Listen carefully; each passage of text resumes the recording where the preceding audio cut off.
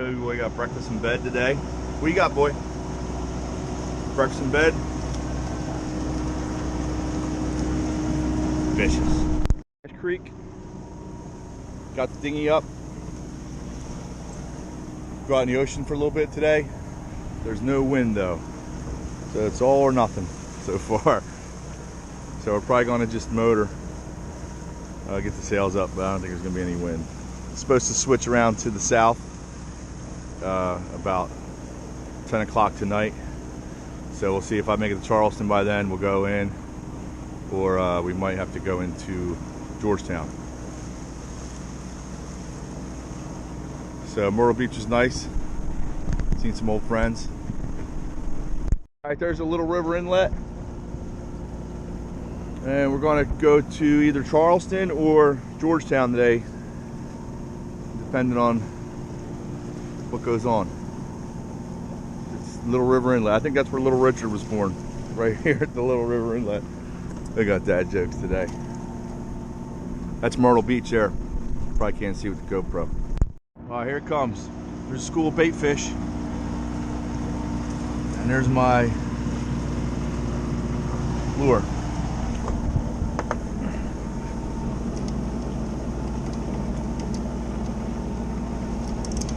We're going to get one.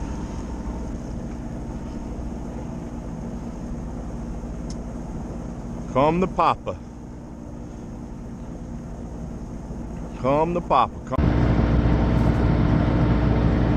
Well, we got no wind today, so we're gonna make water. Got the water maker going, and that's Myrtle Beach over there. But you see it's dead calm. About to get the fishing pole out. So that's the definition of cumulonimbus. That's a storm cloud for sure.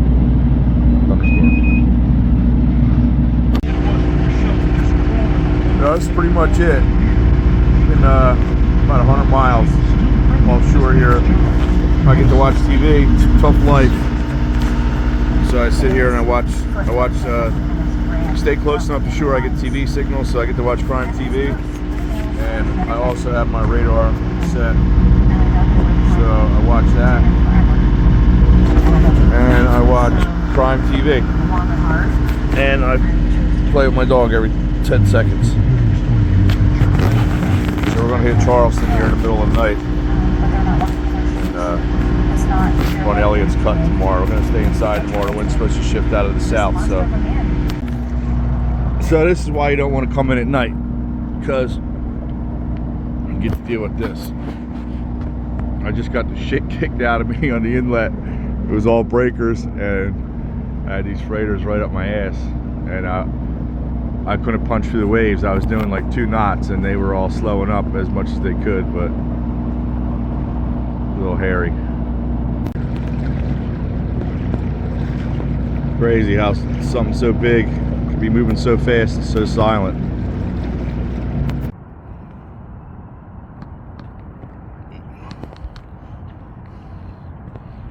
Charleston City Marina. So we got here about 5 a.m. It's 8 o'clock now. Tied up, and I got to catch this tide at 10, and the pumps are down, so I'm going to be stuck here for 12 hours, I think. So that was Charleston. Took on 40 gallons of fuel, and now we're going to run through what's called Elliot's Cut, which is pretty nasty. So we've been doing good so far, so hopefully we'll do this one too. So this is Elliot's Cut. Dan and Jen, not to be confused with the dog Elliot. My little buddy Elliot, Dan and Jen's dog. But this here is, if you don't catch in the slack tide, they say there's big standing rapids in here, and it's really nasty. So we time it at slack tide, so you can see it looks pretty nice and easy to get through.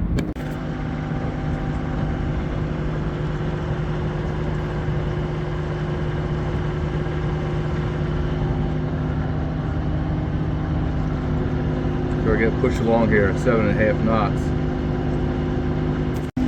Show me your coop tubes. Toad's got a new parka. It's got a hood and everything, collar. Nice coat, bruh. Pretty desolate out here. Haven't seen any signs of life except for that boat up there with Billy Bob Huff and Puff on it, getting his crabs in. Yeehaw. It's pretty remote. I'm surprised you still have cell phone service. It's been about an hour, just nothing. Beautiful. Probably just gonna drop anchor right here in the middle of the channel.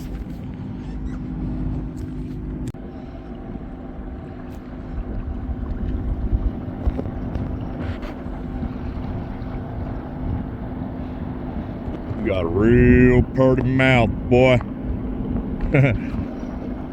We're in the swamps now.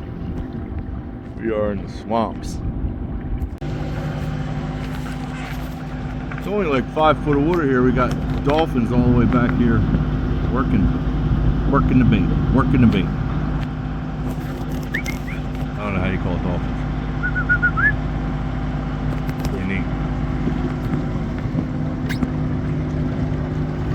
We're in this little water. They don't like to play with this boat, it's too slow. They come up, give me the finger. So as you can see, it's foggy. It's really foggy. Can't see where I'm going.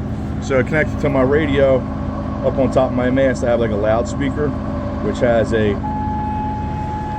foghorn on it. So I don't know what the standard, there's a standard sequence you're supposed to do, but I just hit that every once in a while. That way if there's anybody up ahead, they should sound their foghorn back.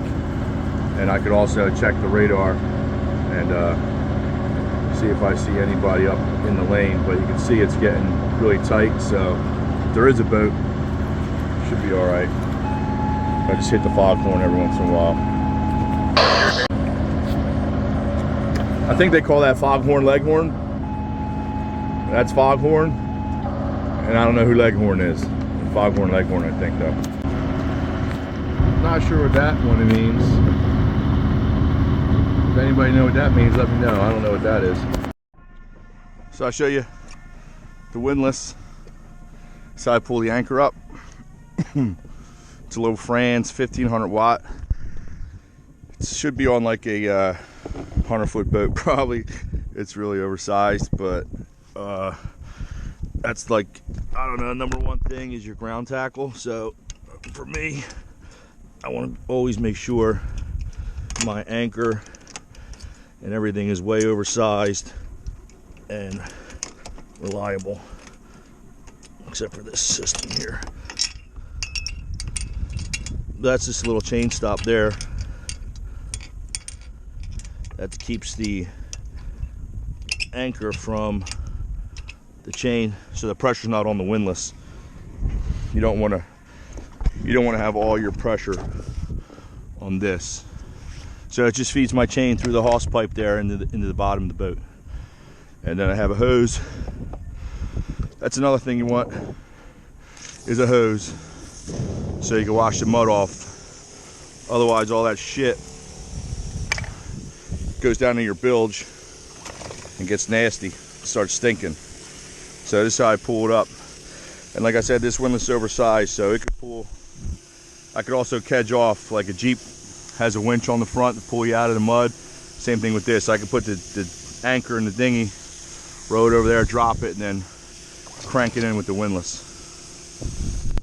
So I pull it in, I just wash it off, just in case there's any mud or anything on it.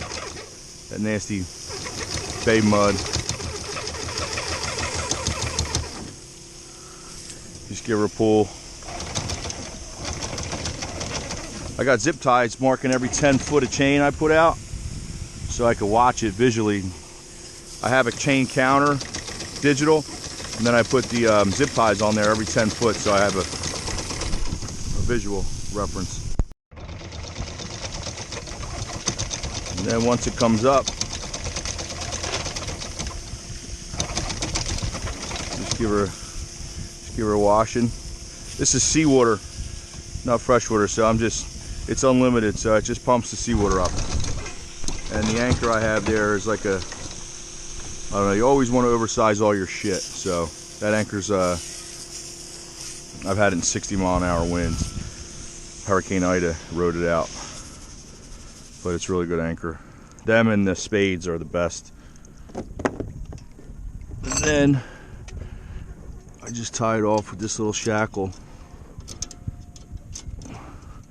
Once again, that takes the pressure off of the windlass. You don't want the pressure on that. Then that covers that up, and we are good to go. This here is a swivel made by Mantis Marine. It's pretty awesome. I'm not a big fan of engineering, but that's some slick engineering there. So if you want a swivel, that's the one you want. So it was foggy, real foggy. We're supposed to get rain around 10. So we're gonna get into Beaufort, whatever it is. For the rain, anchor up, and it looks like there's a weather shift coming on Wednesday. So I might hang here till Wednesday. I'm not sure if it's more feasible to run the ICW or to go offshore, wait till and then go offshore. But getting into Georgia really sucks.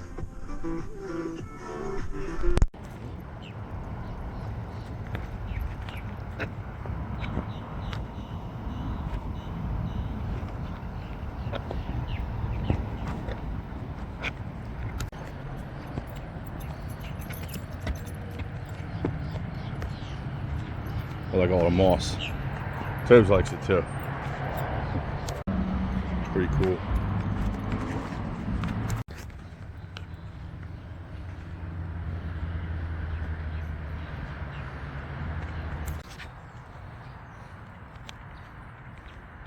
Gators.